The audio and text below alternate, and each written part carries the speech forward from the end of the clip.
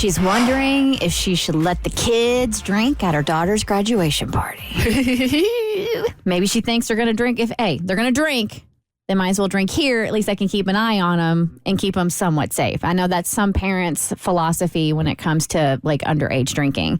And then there are other parents who are like, nope, it's illegal. It's underage. You don't do it, period. All right, Courtney, welcome to the Bert Show. Thanks for coming on with us. What do you got going on with this graduation party? Okay, so we're going to have, my daughter's graduating, very exciting. They're in high school. She's pretty popular, but for being like a great, nice girl. Jess is, involved in a lot of things, charities. She's also a cheerleader. She has a lot of friends. And I'm sure there'll be a lot of kids coming to this party, but they are invited to many other parties. So I don't know how that's going to work if they're making these rounds. My husband thinks that we should have all the kids here and we should let them drink so that they stay here and we can keep an eye on them and make sure nobody gets in a car and drives. He's pretty adamant about it. I suggested that, other parents might not agree with that. And he said, it doesn't matter. We're keeping them alive. We're keeping them safe. My argument is, okay, number one, you don't know if a kid is on medications. So that would be indicated with their medicine, number one. Number two is, God forbid something does happen to the kid. They could sue your homeowner's insurance. You could lose your home. And third, just really the most important is that maybe you're showing a bad example of doing something against the law to these good kids. And I think it's a very bad idea, but he's starting to make me think that I'm questioning myself, thinking maybe he's right and maybe we should have this whole group here and then ply them with liquor and make sure they sleep over in the guest room. And I don't know now. No, I would, no. So I just want to interject real quick. I would not be supplying any underage child with liquor. If they get it on their own, they get it on their own, but they're not going to be doing it with my assistance. All right, so Mo, let them drink or not let them drink? So my dad did have this philosophy of if you don't drink here, you're going to drink somewhere else. And so I'd rather you do it supervised. But that was always with his own children. I don't think he ever would have had that same energy if other people's children were involved. So for me, no, I definitely wouldn't be the person that they get this alcohol from. Like you said, if they do get it, they're going to have to get it on their own or from someone else. But I'm not supplying it, no. Abby? Yeah, I get where you're coming from because it seems like you're taking control of a situation that you would otherwise not have control over.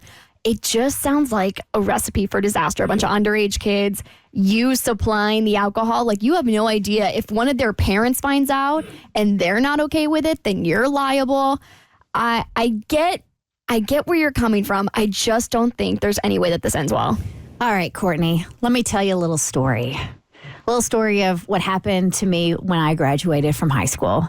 My best friend's family had some property, so we ended up having a field party at her house for graduation. A field party? Yes. Okay.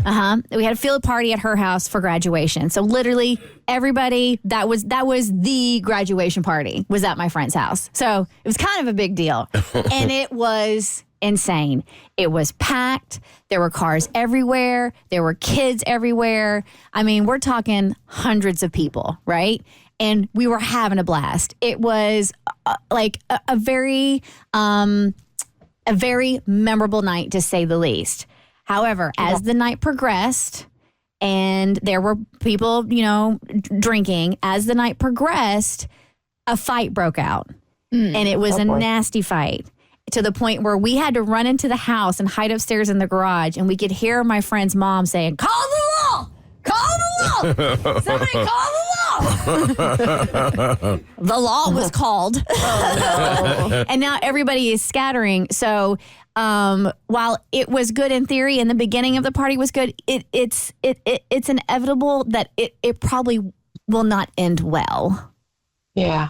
Yeah. So, and that's just my true personal story from my graduation back in the day. So, well, my husband listens to the station all the time, so hopefully he'll hear this, because I don't agree. I think that's a lot of liability, and you're going to make a lot of parents mad if they don't, if they're not on board with that.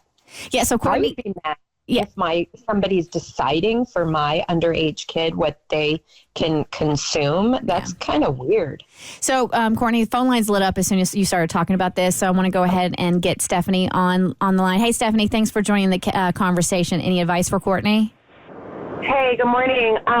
So I wanted to say, depending on the size and how many kids you're expecting, I agree, like, they're going to drink somewhere. You might as well provide it, not like go ham and like give them shots all night, but like just show them how to responsibly drink and enjoy, because they're going to be drinking somewhere. It's better around your house. My mom had provided for me and my friends for after prom, because our school was super uptight and restrictive. She made margaritas and pina coladas for my friends, and we had a great time. Everyone spent the night. Everyone was responsible. No crazy things happened. And because she could control what we were drinking, everyone kind of stayed not insane, if that makes sense. And everyone remembers it, and like I remember, I mean, for graduation parties, parents are also going to be there. So I don't think it's like you telling the kids you're allowed to drink this. It's the kids knowing you're giving them responsible supervision to partake if they want it. You're not forcing it down their throat. And so, I don't know. I think that's just kind of my 2 cents on it. All right, so there you go, Courtney. You have a nay and you have a yay. So now it's up to you. We would love to check back in with you afterwards and let you know what you decided, okay?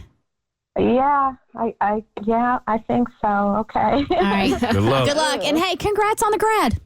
Well, thank you. She's a good kid. Thank you very, very much. You're Have welcome. a great day. Oh, good. Have a good holiday weekend. Yeah, you too. Thank you. The Bert Show. Like what you just watched, you can get more of The Bert Show on your favorite podcast platform. Wherever you listen to your podcast, you can find us.